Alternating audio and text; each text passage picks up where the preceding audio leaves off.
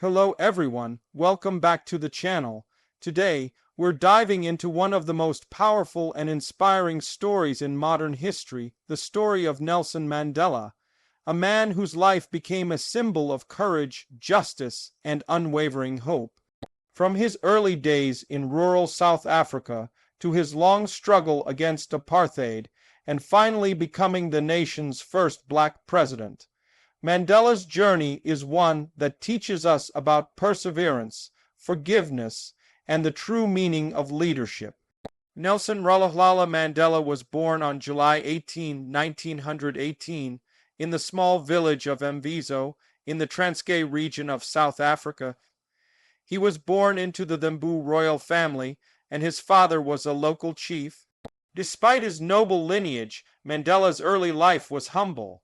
He herded cattle and lived a simple village life, but his father's loss of position due to a dispute with colonial authorities made Mandela aware of the injustices of the system that ruled over his people. This experience planted the first seeds of resistance in his young mind. Mandela's early education began at a local mission school, where a teacher gave him the English name Nelson.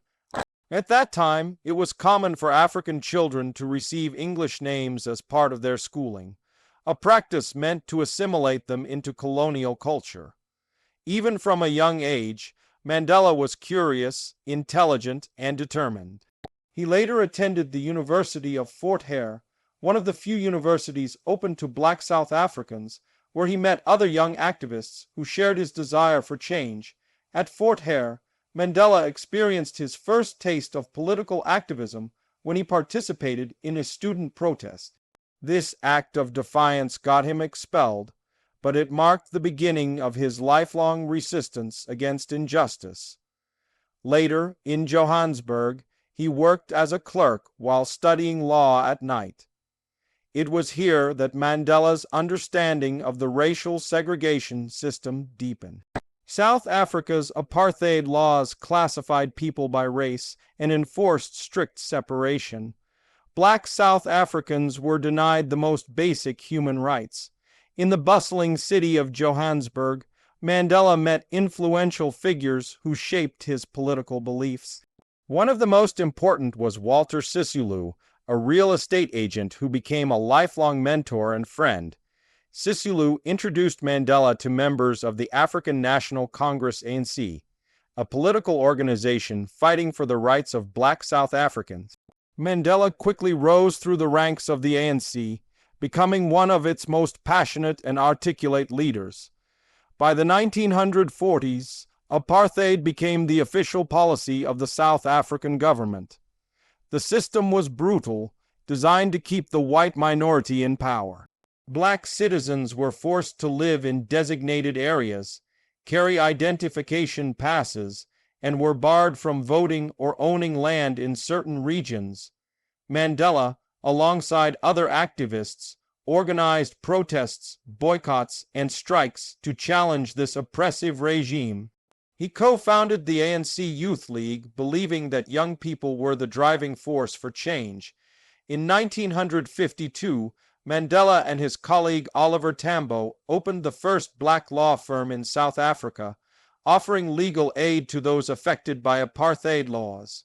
During this time, Mandela became a key figure in the Defiance Campaign, a nonviolent protest movement that encouraged civil disobedience. His leadership made him a national figure, but it also made him a target for the government. He was arrested several times for his involvement in political activities. Despite the growing pressure, Mandela remained committed to peaceful resistance. However, as government violence increased and peaceful protests were met with deadly force, Mandela and other leaders realized that a new approach was needed. In 1961, he helped establish Umkhonto we Sizwe, or Spear of the Nation, the armed wing of the ANC. It was a turning point in his life. Mandela explained that he was not abandoning peace, but rather responding to a government that had left them no other choice. In 1962, Mandela was captured by the authorities and charged with inciting workers to strike and leaving the country illegally. He was sentenced to 5 years in prison, but before his release, he was put on trial again in what became known as the Rivonia trial, accused of sabotage and conspiracy to overthrow the government. During the trial, Mandela delivered one of the most powerful speeches in modern history, declaring that he was prepared to die for a democratic and free society. His courage in court turned him into a global symbol of resistance. In 1964, Mandela was sentenced to life imprisonment and sent to the notorious Robben Island prison. The conditions there were harsh beyond imagination.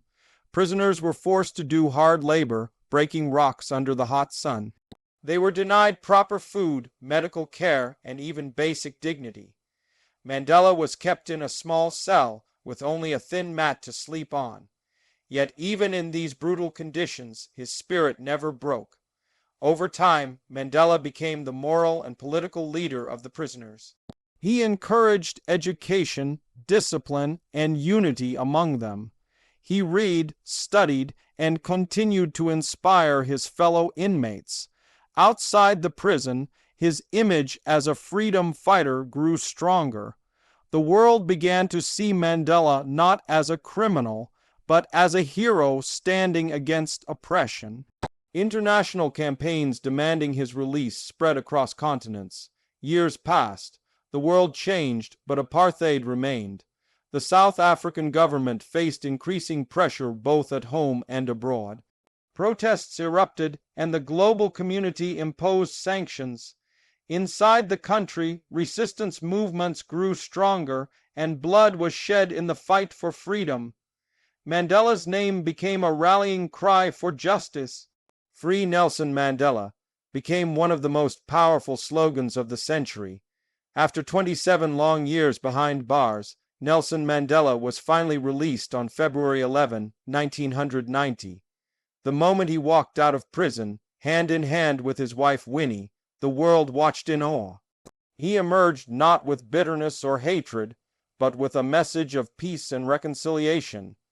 He famously said, "As I walked out the door toward the gate that would lead to my freedom, I knew if I didn't leave my bitterness and hatred behind, I'd still be in prison." Mandela's release marked the beginning of a new era for South Africa. He immediately began working with President F.W. de Klerk to dismantle apartheid peacefully. It wasn't easy. Violence continued, and the country was on the brink of civil war. But Mandela's patience, wisdom, and commitment to unity guided the nation through its darkest times. His ability to forgive his oppressors stunned the world and became his greatest legacy. In 1994, South Africa held its first democratic elections. Millions of people of all races stood in long lines to cast their votes. Nelson Mandela became the first black president of South Africa, ending more than 3 centuries of racial domination. His inauguration was a historic moment not just for his country, but for humanity itself. The man who had been condemned as a terrorist now stood as a global symbol of peace and hope. As president, Mandela focused on healing the wounds of the past. He launched the Truth and Reconciliation Commission, led by Archbishop Desmond Tutu, to investigate human rights abuses during the apartheid era. Rather than seeking revenge, the goal was understanding and forgiveness. Mandela's leadership style was based on compassion, empathy, and the belief that a nation can only move forward when it acknowledges its past.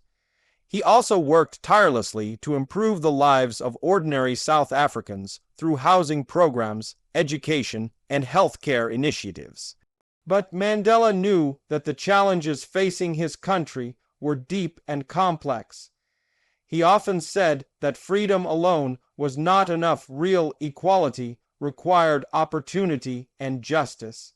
Despite political and economic struggles, his presidency brought a new sense of unity and pride to a country once divided by hate. After serving one term, Mandela voluntarily stepped down in 1999, setting an example for leaders around the world. He believed that leadership was about serving the people, not clinging to power. In his retirement, he continued to advocate for peace, human rights, and education through the Nelson Mandela Foundation. He became an elder statesman, respected by presidents, activists, and ordinary citizens alike. Mandela's influence extended far beyond South Africa. He became a global icon, a symbol of the power of forgiveness and resilience. Awards and honors poured in, including the Nobel Peace Prize in 1993. But perhaps his greatest achievement was inspiring millions of people to believe that no matter how great the injustice, change is possible through courage and compassion. In his later years, Mandela faced declining health, but his legacy continued to grow. When he passed away on December 5, 2013, at the age of 95, the world mourned a giant of humanity. Leaders from every corner of the globe paid tribute to him. Crowds gathered across South Africa to celebrate his life, singing and dancing because, as Mandela once said, "What counts in life is not the mere fact that we have lived. It is what difference we have made to the lives of others." Nelson Mandela's story is a journey from oppression to triumph, from anger to forgiveness, from prisoner to president. His life reminds us that no matter how dark the times, hope can never be imprisoned. He taught the world that real freedom begins in the heart, when we choose reconciliation over revenge and love over hate. His legacy continues to guide generations. Today, his words still echo. Education is the most powerful weapon which you can use to change the world. Mandela showed us that leadership is not about power, but about service. It's about standing firm for justice, even when the cost is high. And so, the story of Nelson Mandela remains one of humanity's greatest examples of courage and compassion. His journey from the small village of Mvizo to the presidency of South Africa is proof that one person, with unwavering conviction and faith, can change the course of history. If you found this story inspiring, make sure to like, share, and subscribe for more deep dives into the lives of great leaders and heroes who shaped our world. Thank you for watching, and remember, as Mandela taught us, the greatest glory in living lies not in never falling, but in rising every time we fall.